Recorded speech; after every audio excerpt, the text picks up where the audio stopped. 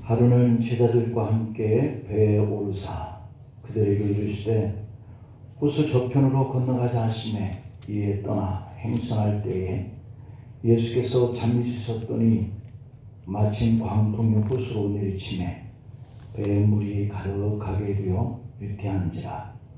제자들이 나와 깨워 이르되 주여 주여 우리가 죽겠나이다 한데 예수께서 잠을 깨사 바람과 물결을 꾸짖으시니 이에 그쳐 잔잔하여 지더라.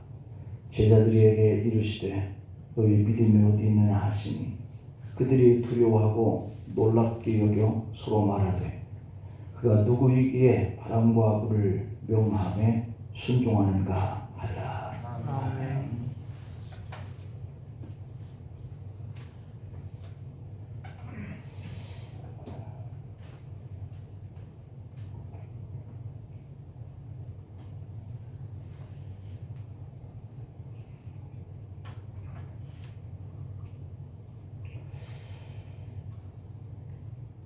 오늘은 너희 믿음이 어디 있느냐 라고 하는 오늘 이 본문의 말씀 25절을 중심으로 해서 우리의 믿음을 다시 한번 돌아볼 수 있는 그러한 교훈을 얻고자 합니다. 1988년 1월 4일 OM 선교회 소속 로브스호는 이 아르헨틴 우수 아이항을 떠나서 지구 초의 그 최남단 비글 해협을 돌아서 남태평양을 이렇게 항해하는 이러한 그 순간에 큰 어려움을 겪게 되었는데요. 그 배에는 모두 141명의 선교사들이 가족들과 함께 타고 항선을 하고 있었던 중이었는데 이 큰 그 파도에 부딪혀 배가 흔들리면서 배가 약 한 20도 가량 기울자 배 안에 타고 있던 모든 사람들이 공포에 사로잡히게 되었습니다. 함장은 안내 방송으로 모두 놀라지 말라, 침착해달라 이렇게 방송을 하고 그리고 모두에게 구명복을 착용하고 식당에서 이렇게 기도하면서 대기해달라라고 하는 이런 지시가 이렇게 마이크를 통해서 이렇게 전달되어졌습니다. 그 시간이 새벽 5시 10분경이었는데 이때 배를 포기하고 모두 작은 배로 옮겨 타라라고 하는 명령이 떨어졌던 시간이고 이 로스호에 승선하고 있었던 선교사 가족 141명 모두는 한 사람도 상하지 않은 채 새벽 5시 30분경에 연락을 받고 온 이 칠레의 해군에 전원 구조가 되었다 그럽니다. 그동안 로스호가 활동을 했던 기간이 17년이었고 이 17년 동안에 107개 나라를 이렇게 항선을 했고 402개의 항구 도시들을 방문하면서 이 배에 승선하는 700만 명에게 복음을 전했고 약 한 3천만 부의 기독교의 전도 문서를 제공할 수 있었다 그럽니다. 그런데 이렇게 주님을 위해서 복음을 전했던 이 배가 어떤 이유로 이렇게 폭풍을 만나서 배를 버리게 하는 사고가 일어나는 것을 허용하셨을까? 2000년 전 예수님의 제자들이 타고 있던 이 배 한 척이 이 갈릴리 바다를 건너서 가버나움을 향해 가던 중에 폭풍을 맞는 것과 같이 이 로스호도 17년 동안 하나님의 복음의 선교를 위해서 이렇게 쓰임을 받았던 이 배였는데 왜 하나님은 이런 폭풍을 만나서 그와 같이 배가 잠기도록 이렇게 허용을 하셨을까 하는 이런 문제를 오늘 우리가 한번 생각해 보는 거죠. 역시 그때 제자들도 이 선교사 가족들처럼 크고 이렇게 거친 이 폭풍을 만나서 그들이 놀랍고 두려워했던 것이죠. 오늘 본문 22절 말씀을 보면 그때 제자들은 호수 저편으로 건너가자 라고 예수님의 명령을 듣고 건너가게 된 것이죠. 그렇다면 이 큰 폭풍은 사단으로 인하여서 발생한 것도 아니고 제자들의 실수로 말미암은 것도 아니다. 다만 예수님이 친히 이 폭풍이 있을 것을 아시고 제자들을 훈련하시려고 건너편으로 행선지를 정해서 건너가라 라고 이렇게 명령을 하신 것이죠. 마찬가지로 예수님을 믿고 예수님을 따르는 우리 성도들도 우리 인생에 주님을 이렇게 믿고 이렇게 살다가 원치 않고 또 생각지 아니하는 이런 인생의 큰 폭풍을 만날 때가 있다라고 하는 겁니다. 믿음의 삶이라고 하는 것은 바로 이러한 폭풍의 바다를 건너는 여행과도 같은 것이다 라고 하는 겁니다. 금년에도 어김없이 우리가 가는 인생의 바다에 큰 풍랑이 일어날 거거든요. 그러므로 우리는 이 풍랑을 만나게 하시는 것이 주님의 뜻이다 라고 하는 이 사실을 우리가 알고 어떻게 헤엄쳐 또는 어떻게 헤쳐 나가야 할까 하는 이런 것을 우리가 생각해 보아야 되겠죠. 감당하기 힘들 때 만나는 인생의 풍랑을 우리는 어떠한 믿음의 모습으로 반응을 해야 할까라고 하는 거, 과연 이 인생의 풍랑 앞에서 우리는 어떤 믿음을 가지고 나가야 주님의 그 원하시는 이 일에 합격을 할 수 있을까라고 하는 거죠. 우리의 믿음이라고 하는 것은 인생의 풍랑이 우리를 마치 삼키려고 하는 것처럼 덤벼들 때 비로소 발휘가 될 수 있다라고 성경은 말씀합니다. 누구든지 다 평소에는 보통 때는 그리고 그냥 우리에게 모든 것들이 다 넉넉하고 할 때 우리의 믿음을 발휘하는 이러한 사람은 아무도 없는 거죠.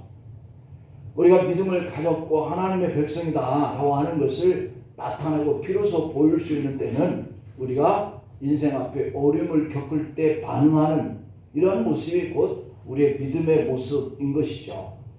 그래서 우리가 정말 믿음의 진가를 보여줄 때는 우리 인생 앞에 어려움이 올 때 어떤 자세를 취하느냐 여기에 달려있다라고 이렇게 볼 수가 있는 겁니다. 오늘 이 제자들에게 덮쳐온 이런 풍랑이 우리에게 덮쳐올 때 우리는 과연 어떤 믿음으로 반응을 해야 할까라고 하는 것을 우리가 생각을 해보면 그 첫째는 예수님을 깨우는 믿음으로 반응을 했다라고 하는 것이 오늘 이 제자들이 보여준 믿음입니다. 사실 제자들이나 우리나 똑같은 인생을 살아가는 거죠. 제자들이 예수님을 믿었던 그런 믿음의 반응이나 오늘 우리 성도들이 믿음을 가지고 주님 앞에 이 어려움을 만날 때 반응하는 이런 믿음의 모습이나 다 동일한 겁니다. 다만 성경에 기록되어 있는 이 사건이고 우리는 기록되지 아니하는 인생을 살아가는 이런 과정 속에 보여지는 것이 각각의 다른 믿음이라고 볼 수 있겠죠. 오늘 23절과 24절을 한번 보겠습니다.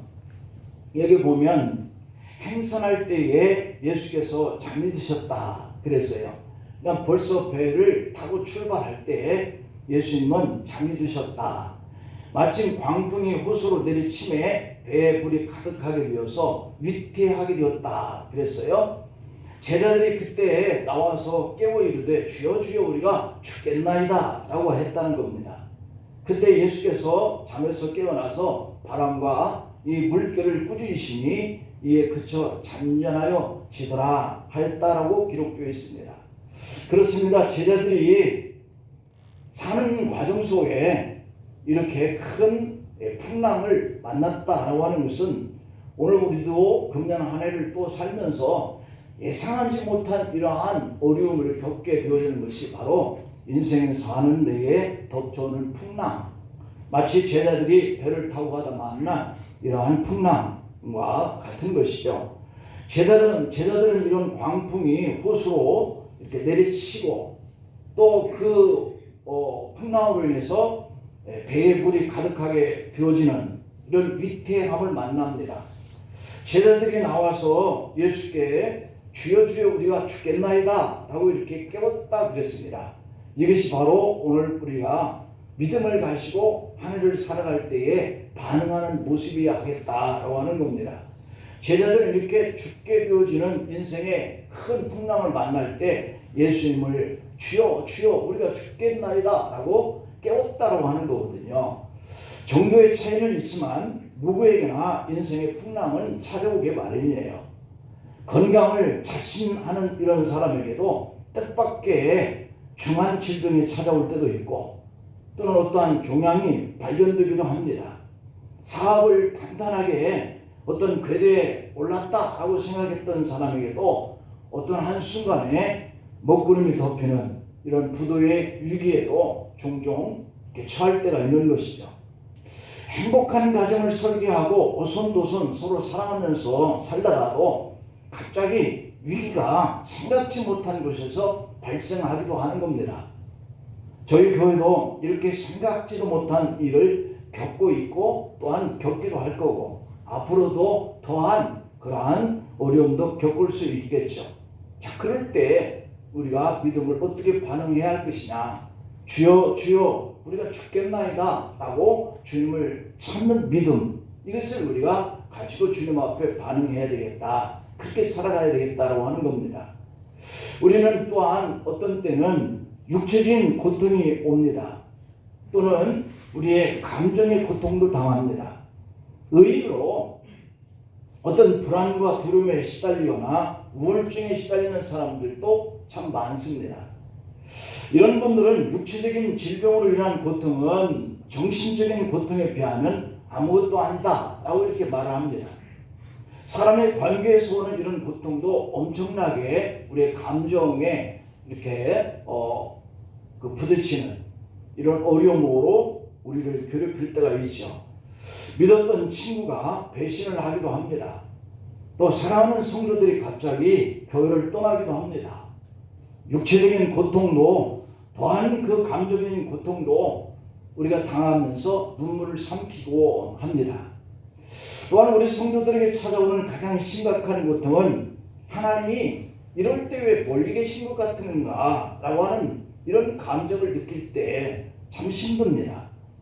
여러분, 왜 로스호는 약 한 17년 동안이나 세계의 107개국 402개의 항구 도시들을 방문할 때마다 그 배에 승선하는 700만 명에게나 이렇게 복음을 전하고 약 3천만 부의 이 기독교의 전도 문서를 이렇게 전하는 이런 큰 역할을 했는데 그 배가 물에 잠기게 하셨을까? 알 수가 없습니다. 왜 주님의 명령대로 건너편으로 가던 제자들이 탄 배를 큰 풍랑이 이렇게 삼키게 하셨을까? 알 수가 없습니다. 그래서 힘이 듭니다. 우리는 종종 기도의 문이 닫힌 것 같은 느낌을 받습니다. 하나님의 나의 기도를 듣고 계신 것 같지 않아서 정말 괴로울 수가 있는 이런 경험을 합니다. 그래서 하나님이 함께 하신다라고 하는 이 약속에 대한 의심을 들기도 합니다. 구원받은 것에 대한 의심까지 들 때는 우리 감정뿐만 아니라 영적인 고통까지 더해지면서 믿음이 좋아와 부해지는 이런 사람도 견디기 힘들어하는 것을 우리가 봅니다. 어느 날 저녁 갈릴리 바다 북쪽 마을 사람들이 모였습니다. 예수님의 제자들에게 배를 타고 건너편으로 건너가자라고 하셨기 때문에 사람들이 몰려든 거죠. 그런데 아주 강한 풍랑이 불어닥쳤습니다. 그리고 제자들에게 위태로운 상황에 직면하게 됩니다. 제자들은 이제 꼼짝없이 죽었다라고 생각할 수 있는 일이 부르짖는 것밖에는 할 수 없었던 것이죠. 늘상 다니던 그러한 갈릴리 호수 이런 물길이었지만 그날따라 예기치 아니한 이런 풍랑이 일어나면서 아주 그들에게 위태로운 상황이 처하게 된 거죠. 그런데 이렇게 급박한 상황, 위험 속에 예수님은 깊이 잠에 빠져 있었다라고 하는 거예요. 이게 바로 우리 인생이 겪는 어려움이거든요. 내가 이렇게 힘들 때, 내가 이렇게 감정적으로 어려울 때, 내가 이렇게 하나님 힘들어요 하고 와서 기도하면서 부르짖을 때 주님은 아무 상관없는 것 같이 침묵하고 계시거나 또 깊은 잠에 빠진 것 같은 이러한 생각이 들 때 우리는 더욱더 힘들다는 거죠. 마가복음 4장의 37절 38절 말씀을 보면 큰 광풍이 일어나며 물결이 배에 부딪혀 들어와 배에 가득하게 되었다 라고 이렇게 되어 있고, 그때 예수께서는 고물에서 베개를 베고 주무시더니 제자들이 깨우며 이르되 선생님이여 우리가 죽게 된 것을 돌보지 아니하시나이까 라고 했다는 겁니다. 제자들은 죽겠다고 아우성인데 주님은 무엇을 하고 계십니까? 우리가 살다 보면 이런 경험을 할 때가 있어요. 주님이 주무시는 것 같은 거예요. 우리는 죽게 되었다라고 부르짖는데 주님은 침묵하고 계셔요. 우리가 얼마나 많은 경험을 이렇게 하고 있습니까? 우리는 절박합니다. 우리는 감정적으로 정말 힘들어 죽겠어서 주님을 찾아왔는데 주님은 이렇게 주무시는 것 같이 별 응답이 없습니다. 아무 말씀이 없습니다. 그래서 우리는 별 생각이 다 드는 거예요. 큰 광풍이 일어나며 물결이 배에 부딪혀 들어오는 이런 위기가 우리의 인생의 삶 속에 부딪히는 환경인데, 그렇게 될 때까지 선생님이 우리가 죽게 된 것을 돌아보지 아니하시나이까 할 때까지 우리에게도 주님의 응답이 없을 때가 있다라고 하는 거죠. 주님은 그때까지도 아무것도 하지 않으시는 것 같이 느껴지는 때인 거죠. 오히려 깊은 잠에 빠지신 것 같아서 우리가 두렵습니다. 우리가 겪는 인생의 풍랑 속에서도 가장 힘들고 괴로울 때 이렇게 주님이 침묵하시는 것 같은 이러한 때가 있어서 우리 얼마나 힘들어하고 있는 그러한 생활들을 하고 있습니까? 자, 그렇게 사랑하던 이러한 교회와 목회자가 싫다고 떠나는 그 시간까지도 우리에게 그 일을 알게 하시지 않아요. 그래서 우리는 순간적으로 당하는 거죠. 아파요. 힘듭니다. 감정적으로. 그리고 그 빈 공간을 바라보면서 눈물로 부르짖어도 주님은 아무 말씀도 하시지 않아요. 하나님 왜 떠나게 하셨는지, 왜 이렇게 아프게 우리가 힘든데 말씀하시지 않는지, 세상 모르고 깊이 주무시는 것처럼 느낄 때가 있습니다. 그런 가운데 상황은 점점 더 악화되고 불길한 생각만 자꾸 깊어지는 거죠. 주님은 말씀하시지 않고 보이지는 환경은 어려운데 우리가 할 수 있는 힘은 없는 것 같아서 불길합니다. 불안합니다. 제자들만 그럴까요? 아니에요. 어찌 제자들 뿐이겠습니까? 바로 저도 그렇고 여러분들도 그럴 거예요. 더 이상 내가 할 수 있는 일이 아무것도 없다라고 하는 이런 현실감에 좌절감을 느낄 수 있는 거죠. 제자들도 바로 그 상황 속에서 더 이상 기다릴 수가 없었어요. 그래서 제자들은 예수님께 가까이 다가와 깨웁니다. 마가복음 4장 38절에서 보면은 선생님이요 우리가 죽긴 것을 돌아보지 아니하십니까? 라고 이렇게 얘기하는 모습이 곧 우리 모습이에요. 여러분의 모습이고 저의 모습이에요. 왜 돌아보지 않으십니까? 오늘 보면 누가복음 8장 24절에서도 보면 주여 주여 우리가 죽겠나이다 라고 얘기를 하고 있죠. 주님을 깨웁니다. 주님 우리가 죽게 생겼는데 왜 관심을 주지 않고 있느냐라고 하는 이런 외침이거든요.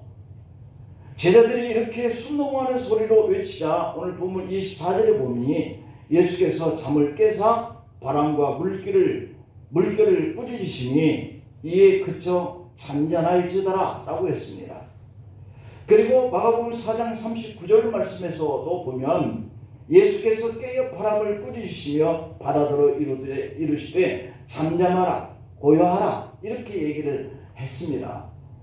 우리는 정말 답답해서 죽겠는데 그래서 주님을 와서 깨웠는데 주님은 이렇게 잠이 들어 계신 것 같은 답답함을 우리에게 보일 때 우리는 참 힘들죠. 우리는 급하고 죽을 것 같은데 주님은 편하게 잠이 들어 계신 것 같아서 침묵하고 계시는 것 같아서 우리가 참 힘들어요. 하지만 오늘 이 본문 속에서 우리에게 정말 소중한 교훈을 주셔요. 주님은 잠드신 것 같았는데 깨우니까 그 음성을 이미 듣고 계셨다라고 하는 것을 알 수 있어요. 주님이 주무시고 계시고 침묵하고 계시고 아무것도 우리에 대해서 상관하지 않는 것 같았는데 이미 주님은 그럼에도 불구하고 우리가 부르짖는 소리, 우리가 다급해하는 이런 모습 다 알고 계셨다는 거예요. 힘들 때 우리의 감정이 어떻게 해야 할지 몰라서 낙심될 때 내가 잠드신 것 같다라고 하는 우리 예수님은 이미 우리의 형편과 삶을 다 알고 계셨다라고 하는 거거든요.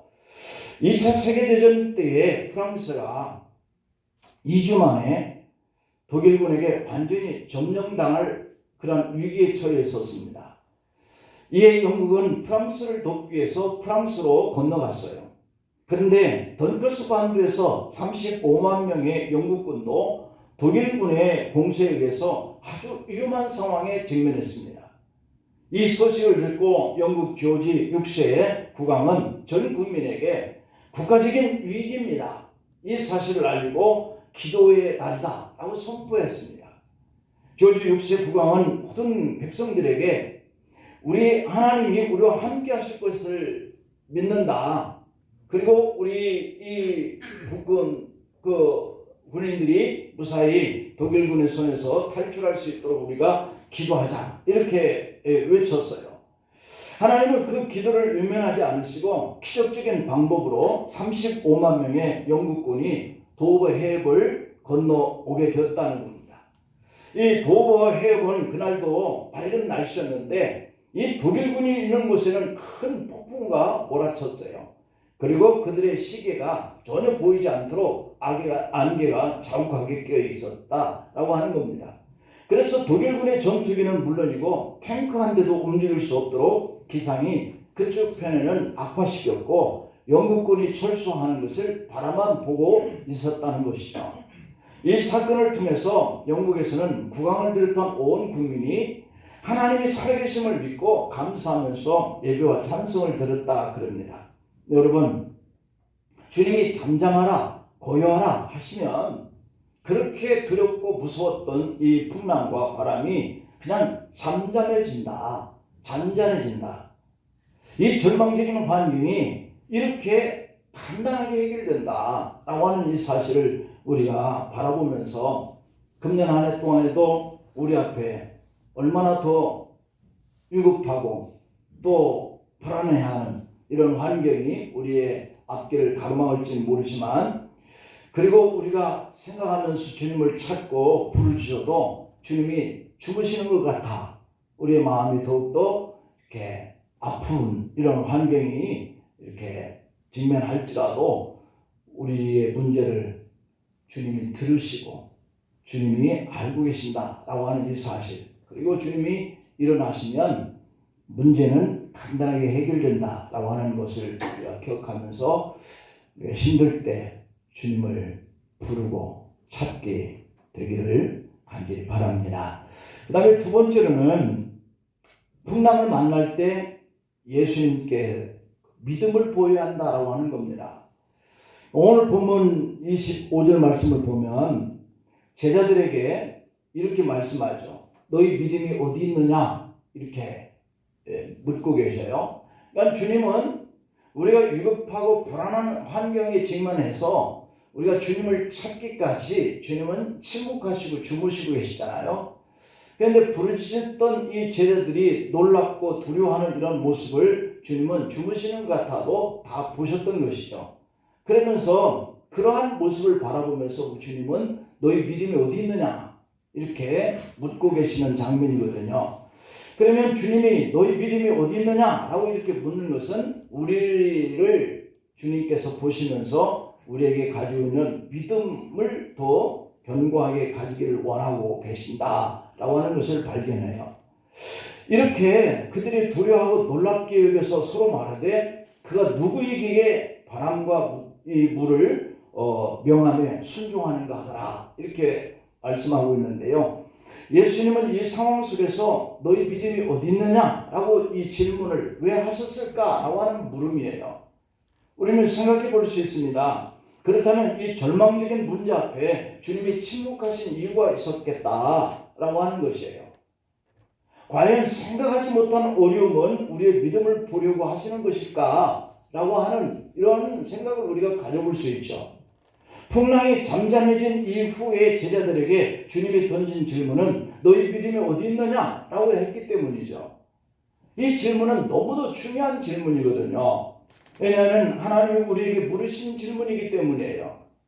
제자들에게 주님이 너희 믿음이 어디 있느냐라고 물었다고 한다면 오늘 우리에게도 주님은 동일하게 이렇게 힘들고 어려운 불안한 이런 무서운 환경을 직면했을 때 어떻게 할 바를 알지 못해서 방황하고 또는 당황하고 이렇게 하는 우리의 모습을 보면서 너희 믿음이 어디 있느냐? 역시 우리에게도 묻지 않겠어요? 이것은 지금도 우리가 큰 위기에 갈팡질팡할 때마다 하나님이 우리에게 묻고 계시는 질문이다 라고 하는 것을 우리가 깨달아야 하겠다는 거죠.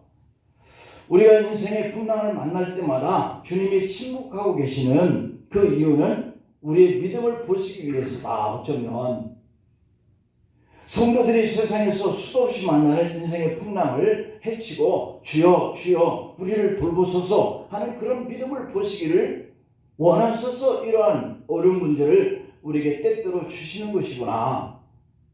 그렇다면 여러분 믿음이란 뭘까? 생각해 볼 수 있죠. 보지 못하는 것의 증거다. 시분에서는 그렇게 말씀하고 있지만 이 믿음이 큰 사람은 믿음이 없는 사람과 어떻게 다른 모습을 드러낼까라고 하는 것을 생각해 볼 수 있죠. 그 하나는 믿음은 두려워하지 않고 풍랑을 받아들이는 거야 라고 하는 겁니다. 우리 예수님은 풍랑을 받아들였어요.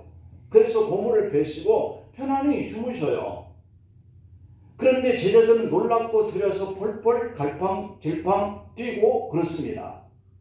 다르지요. 믿음이 있는 주님은 그 풍랑 앞에서도 죽으실 수 있고 믿음이 없는 제자들은 난리가 났습니다. 죽겠다고. 이 차이다. 믿음은 두려워하지 않고 풍랑을 받아들이는 것이다. 우리는 아무도 원치 않지만 우리 인생에는 풍랑이 일어나요. 우리도 할 수만 있다면 이 고통 없는 삶 그리고 평탄하고 순조로운 인생길을 걸어가기를 원합니다. 그래서 고통과 이 좌절감과 그리고 실망스러운 일을 볼 때마다 피해가려고 부담 안 받으려고 안간힘을 쓰죠. 그래도 이런 일들이 일어난다면 우리가 어떻게 해야 할까? 이럴 때 사람들은 대부분 왜 하필이면 나에게 이런 일이 일어나는가 하고 도망가거나 누군가에게 이것을 돌리고 싶어서 원망하고 그리고 의문을 자꾸 품습니다. 그러나 하나님의 답은 그것이 아니라는 거죠. 서로 다투고 책임 전가시키고 도피하려고 하는 것으로 우리에게 그런 환경을 주신 것이 아니라는 겁니다. 오늘 주님은 누가복음 8장 25절에서 제자들에게 이렇게 말씀해요. 제자들에게 이르시되 너희 믿음이 어디 있느냐? 라고 묻습니다.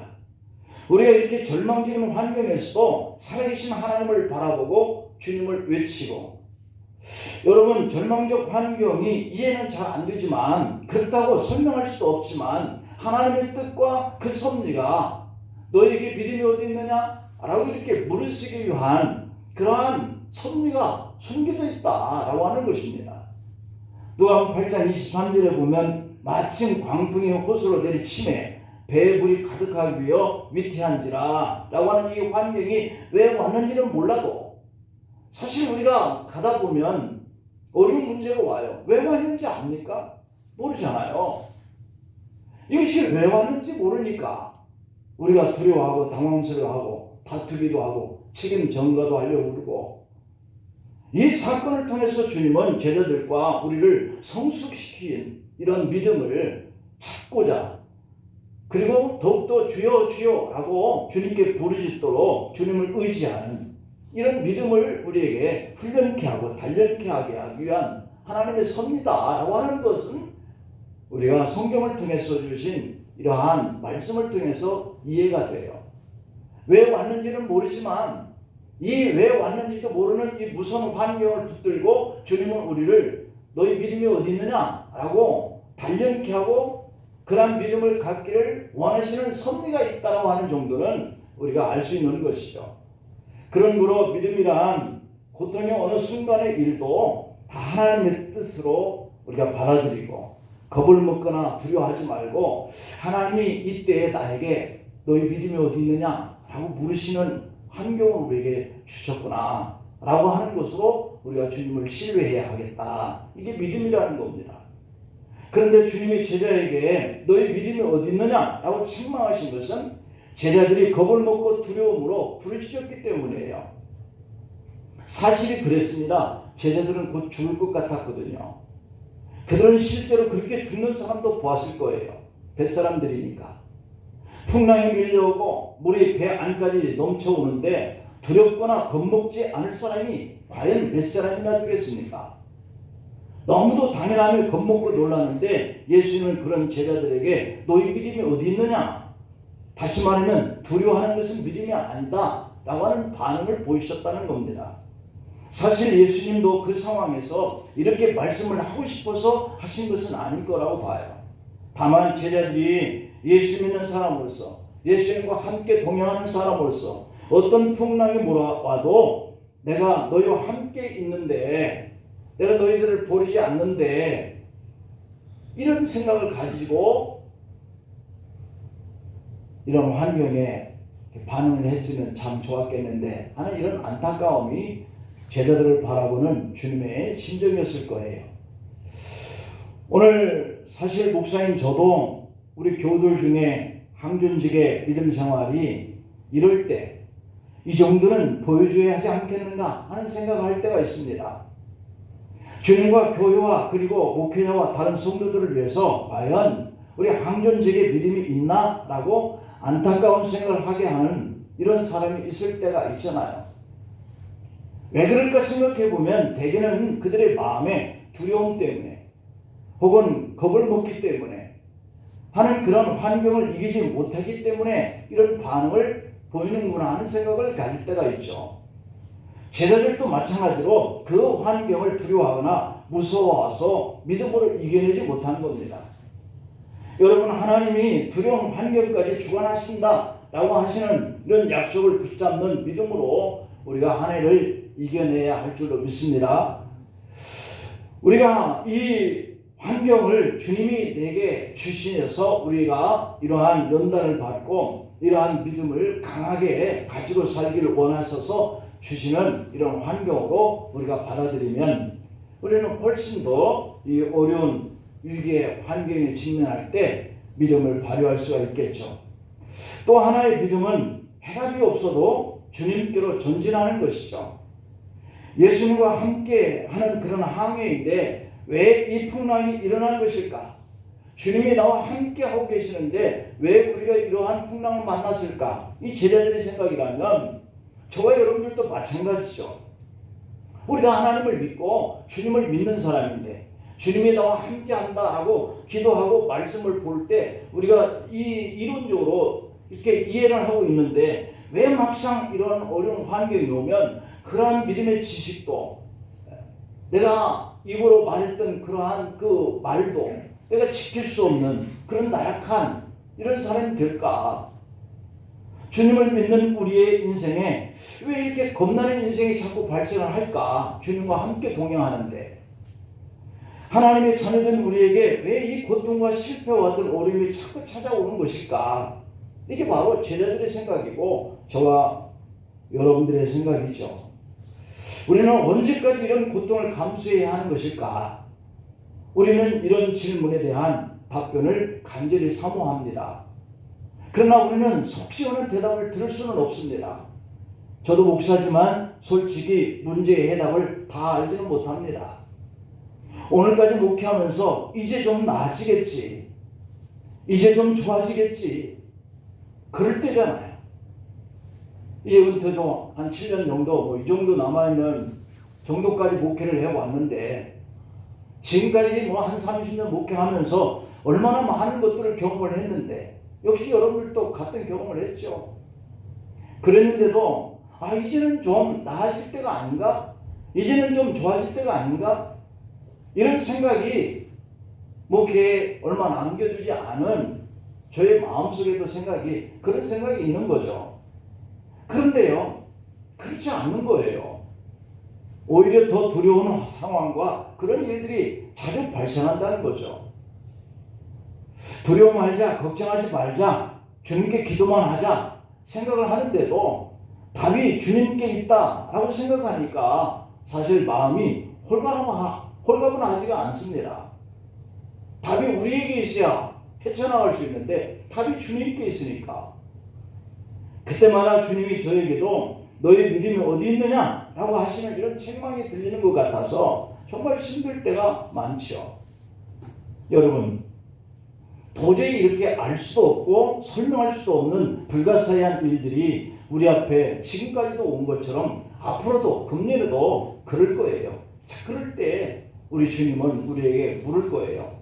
너희 믿음이 어디 있느냐? 주님을 바라보는 믿음이 있다면 분명히 그 어두운 환경, 불안한 환경 앞에 이 제자들처럼 갈팡질팡하지 않고 주님이 나와 같이 계시니까 든든하고 주님이 이 문제를 또 해결해 주실 거니까 불안해하지 않고 이럴 수 있고 이러한 믿음을 가지고 주님을 따라가야 하는데 과연 주님이 오늘 또 우리에게 너희 믿음이 어디 있느냐 라고 물으시면 우리가 무엇으로 그 답을 주님 앞에 드릴 수 있을까? 오늘 본문 누가복음 8장 25절에 보면 제자들이 두려워하고 놀랍게 여겨 서로 말하되 그가 누구에게 바람과 물을 명함에 순종하는가? 그렇습니다. 우리만 당황하고 불안해하죠. 우리 주님은요, 바람과 물까지도 순종하게 하고 잠잠케 하시는 그런 능력과 그런 권위와 이러한 하나님의 큰 일들을 행하심이 주님의 섭리 속에 있다는 것이죠. 놀랍고 두려워하는 마음을 가졌지만 주님은 그래도 그들이 주님께 부르짖게 문제를 해결해 주시는 것을 볼 수 있습니다. 오늘 우리 위기에 처해서 예수님이 필요한데 예수님이 묵묵히 계시는 것 같아서 두렵고 무섭지만 그래도 주님 곁에 있는 성도에게는 그래도 주님 곁에만 머물러 있으면 반드시 주님의 역사를 통해서 이 상황이 이렇게 반전되어지고 그럴 때가 온다라고 하는 사실을 확신할 수 있기를 바라고요. 고통과 풍랑의 때에 우리가 눈을 들어서 주님을 이렇게 바라봐야 하는 것이고요. 또 그럴 때에 우리가 주님께 나아가서 주여 주여 우리가 죽겠나이다 라고 부르짖을 수 있는 이런 믿음, 그리고 그 환경은 우리 주님이 얼마든지 해결할 수 있는 그러한 분이시고 그분이 우리와 함께 하신다라고 하는 이런 믿음을 가지고 금년 한 해도 여러분들의 믿음이 더욱더 강해져 가기를 간절히 축원합니다. 기도하시겠습니다. 하나님 아버지, 오늘 경험하는 고통의 이유가 이해되지 않을 때 주무시던 주님이 일어나서 바람과 그 물결을 꾸짖고 잠잠케 하시는 이 일을 기억하고 주님께 소망을 두고 담대히 살아갈 수 있는 저희들 되기를 원합니다. 오늘의 환경이 힘들고 두려울 때 너희 믿음이 어디 있느냐 라고 책망하신 주님의 말씀이 생각나게 하여 주옵소서. 하나님의 아들을 주여 주여 부르던 제자들이 생각나서 우리도 힘들 때 주님을 찾아 주여 주여 우리가 죽겠나이다 라고 부르짖다가 잠잠케 하시고 모든 것들을 순종하게 만드신 하나님의 역사를 우리도 경험하게 하여 주옵소서. 예수님의 이름으로 기도하옵나이다. 아멘.